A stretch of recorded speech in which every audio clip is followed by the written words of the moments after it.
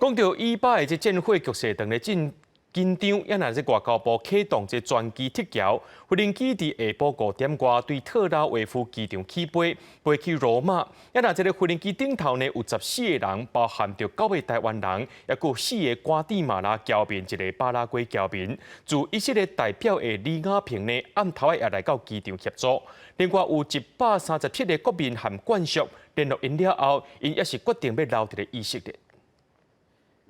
我觉得办事处真的是很了不起，他们很快就成立了一个群组，然后给国人很多的协助。感谢主管斗相共带伫以色列的 YouTuber Mega 是翕影片来分享以色列的状况。即马以巴紧张的情势是一直唱悬，外交部启动专机撤侨，台北时间20暗时5点40，对特拉维夫机场起飞，要去罗马。班机目前拢总是14个人，包括9个台湾人，另外还有瓜地马拉的侨民4个，巴拉圭的侨民1个。驻以色列的代表李雅萍嘛去机场斗相共，另外还有137个台湾人，包括家属。联络了后嘛是要留伫以色列。那他们的先生或是他们的小孩可能要上战场打仗，他们已经被征召，因此他们决定留在家园。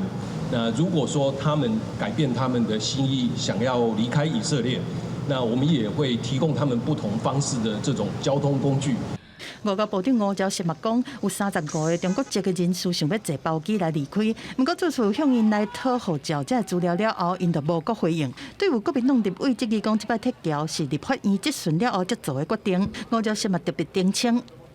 都知道说，我们希望去订一班班机，没有办法说我现在要，你明天就可以给我。那这个跟立法院里面的这个质询是完全没有关系。